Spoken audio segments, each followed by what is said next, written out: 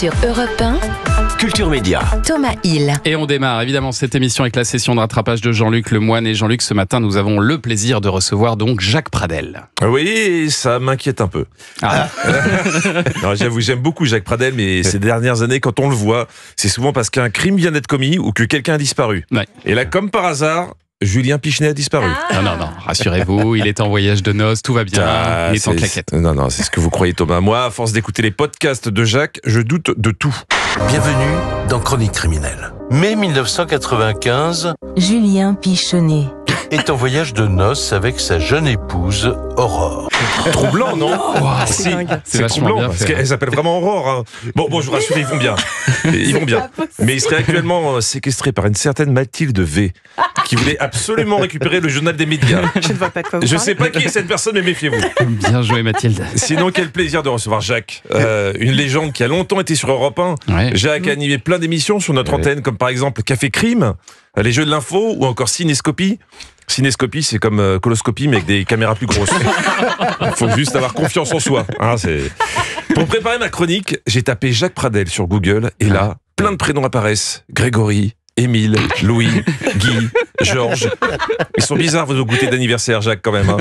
Au fil du temps, Jacques est devenu un spécialiste des crimes, mais il le dit dans pas mal d'interviews, ceux qu'il aime, ce ne sont pas les professionnels.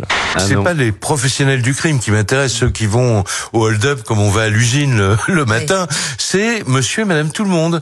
Ce sont des gens qui nous ressemblent. Enfin, des gens qui vous ressemblent, Jacques. Hein. Non, faites attention avec vos interviews, car quand vous parlez des autres, on a parfois l'impression que vous voulez avouer quelque chose vous concernant. Moi, ce qui m'intéresse et qui m'a toujours passionné, c'est le crime de monsieur et madame tout le monde. Parce qu'on a tous eu envie un jour de passer quelqu'un par la fenêtre. Bah oui. Non Jacques, non. Jacques, non, mais excusez-moi. On comprend bien ce que vous voulez dire. On a tous des collègues de bureau. Mais vous devriez pas vous confier autant dans les interviews. Là, vous étiez chez Pascal Praud et lui-même a voulu se dédouaner. J'ai jamais eu envie de quelqu'un, excusez-moi. On a tous dit dans une phrase, celui-là, il faudrait, ou celle-là, je vais m'en débarrasser. Bon, je crois que c'est clair, Jacques a envie de buter quelqu'un. Hein. Alors, si ça pouvait être après 11h, parce que ça nous arrangerait. On n'a pas de remplaçant pour Thomas. Hein. Déjà qui sort de son stage de 3e avec sa coupe de cheveux. Jacques se passionne pour tous les meurtres, toute époque confondue. Par exemple, l'histoire de Issei Sagawa, le cannibale qui avait mangé une étudiante néerlandaise. Ah oui. Mais qu'est-il devenu ? Il va pas ouvrir un restaurant, mais il va participer à des émissions de cuisine. Ils sont bizarres, les Japonais, quand même. Hein. Des émissions de cuisine. C'est comme si on avait confié la présentation de Automoto à Émile Louis ou Famille XXL à Xavier Dupont de Ligonnès. Jacques Pradel, c'est aussi bien sûr Perdu de vue, avec un des génériques les plus marquants de l'histoire de la télévision.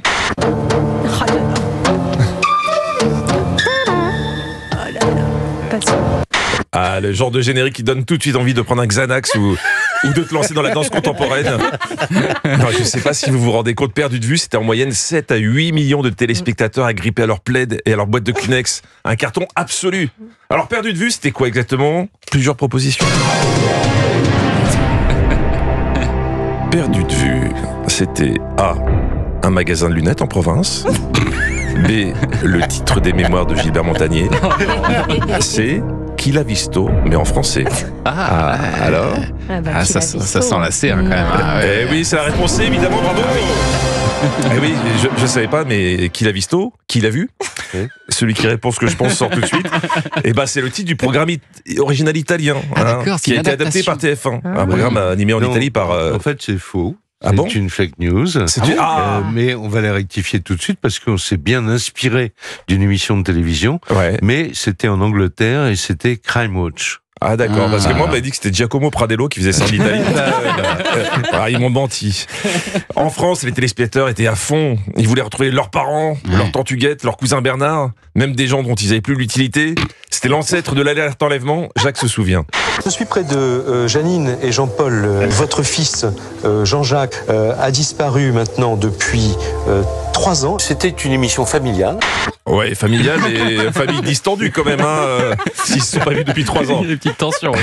Jacques expliquait sur la chaîne YouTube Police Nationale comment son équipe procédait pour construire ses enquêtes journalistiques dans Perdu de vue ou Témoin numéro 1.